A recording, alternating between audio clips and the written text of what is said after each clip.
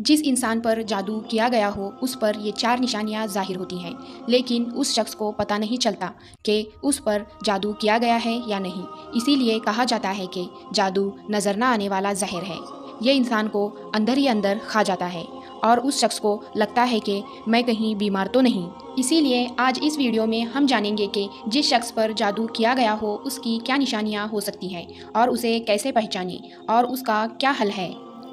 तो उसकी सबसे पहली निशानी ये है कि उस शख्स को मुसलसल थकन और सुस्ती रहती है।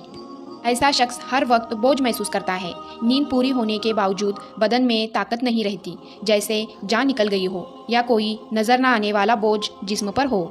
दूसरी निशानी, दिल की बेचैनी और खौफ। बगैर किसी वजह के दिल घबराता है।